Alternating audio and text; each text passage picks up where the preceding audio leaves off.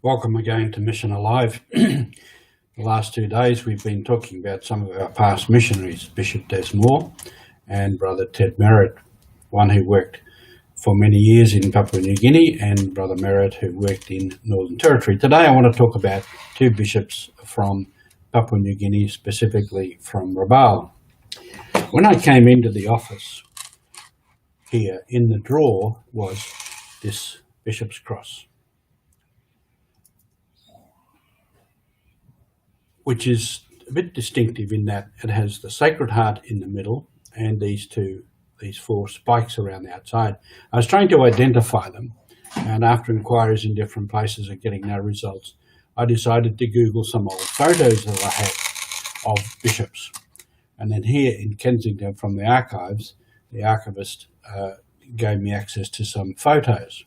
And I was able to identify certainly that this cross was worn by Bishop Vestas, who was bishop from 1926 to 1939.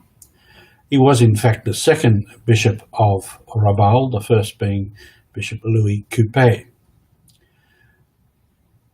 Then that same cross has been worn by Bishop Schumacher, who succeeded him, and I think was his coadjutor bishop before he died. Bishop Vestas died here in Sydney and is buried up at Douglas Park at our house up there out of Sydney. So I'm presuming, and it's only speculation, that Bishop Schumacher was here for the funeral and took over the cross. So I've been able to get these two photos of the two men, and you can see the cross there, and in the photo, if we blow it up a bit, then we can see clearly it is the same cross. So just an interesting little story, and there was a ring that was also here in the office in the same plastic bag as the cross. Just an interesting little side track on history, but there it is. So the two succeeding bishops wore the same pectoral cross. Now, what is now the Archdiocese of Rabaul was formed in 1889 as the Vicariate Apostolic of New Britain from that of Melanesia and Micronesia.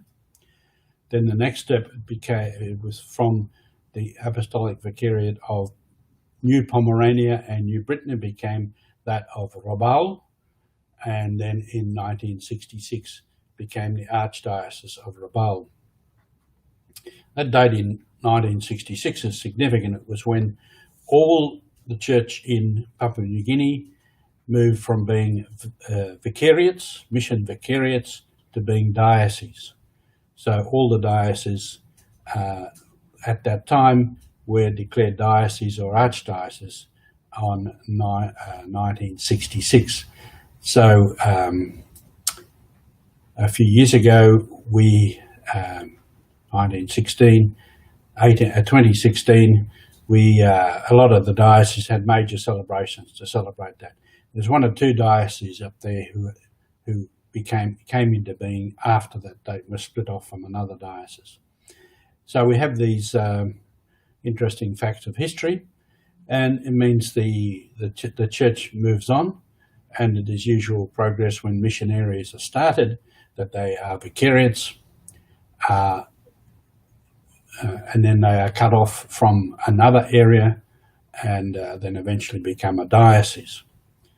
So I'm not sure today whether we have that sort of mission situation anywhere in the world, but it could be worth some research.